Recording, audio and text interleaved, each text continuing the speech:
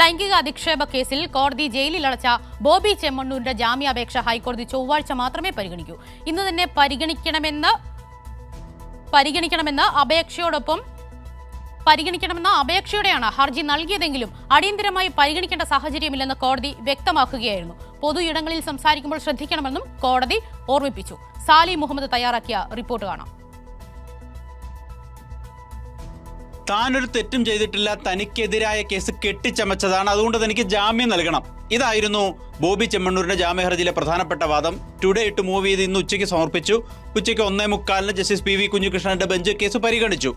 അപ്പോൾ കോടതിയിൽ അഭ്യർത്ഥിച്ചത് അടിയന്തരമായി ഇത് പരിഗണിച്ച് ഒരു അനുകൂലമായൊരു ഇടക്കാല ഉത്തരവോ അല്ലെങ്കിൽ ഇടക്കാല ജാമ്യമോ ലഭ്യമാക്കണമെന്നുള്ളതായിരുന്നു പ്രയർ. പക്ഷേ കോടതി പറഞ്ഞത് ഇത് അടിയന്തരമായി പരിഗണിക്കേണ്ട ഒരു സാഹചര്യവും ഒരു കാര്യവും ഈ കേസിലില്ല. എല്ലാ കുറ്റവാളികൾക്കും എല്ലാ പ്രതികൾക്കും തുല്യമായ പരിഗണന മാത്രമേ കോടതിക്ക് നൽകാനാവൂ. ബോബി ചെമ്മണ്ണൂരിന് പ്രത്യേക പരിഗണന നൽകാനാവില്ല എന്നർത്ഥം. അത് കൊണ്ട് തന്നെ പെട്ടെന്ന് കേൾക്കാനാവില്ല, നമുക്ക് ചൊവ്വാഴ്ച കേൾക്കാം എന്ന് പറഞ്ഞ് ജസ്റ്റിസ് PV കുഞ്ഞികൃഷ്ണൻ ആ കേസ് പോസ്റ്റ് ചെയ്യുകയാണുണ്ടായത് ചൊവ്വാഴ്ചത്തേക്ക്. മാത്രമല്ല കോടതി പറഞ്ഞൊരു കമൻറ്റ്, ഈ പൊതു ഇടങ്ങളിലൊക്കെ സംസാരിക്കുമ്പോൾ ശ്രദ്ധിക്കേണ്ടേ എന്നും ജസ്റ്റിസ് PV കുഞ്ഞികൃഷ്ണൻ ഈ ബോബി ചെമ്മണ്ണൂരിൻ്റെ അഭിഭാഷകനോട് ചോദിക്കുന്നതും കേട്ടു. അതിനർത്ഥം കോടതി ഗൗരവത്തിലാണ് ഈ കേസ് എടുത്തിരിക്കുന്നത്. പെട്ടെന്ന് തന്നെ ബോബി ചെമ്മണ്ണൂരല്ലേ ഒരു പരിഗണന നൽകിയേക്കാം.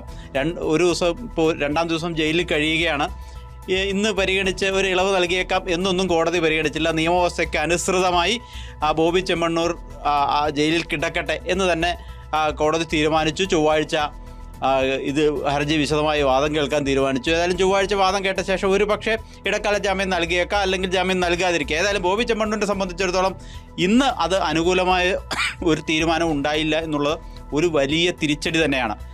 മാത്രമല്ല ഇപ്പോൾ ജയിലിലാണ്, കാക്കനാട് ജയിലിലാണ്. ഇനി ചൊവ്വാഴ്ച വരെ ഉറപ്പായിട്ടും ജയിലിൽ കഴിയണം. ചൊവ്വാഴ്ച ഈ കേസ് എടുത്ത് അനുകൂലമായി എന്തെങ്കിലും തീരുമാനം ഉണ്ടായാൽ മാത്രമേ പുറത്തിറങ്ങാൻ കഴിയൂ എന്നുള്ളതാണ് സാഹചര്യം.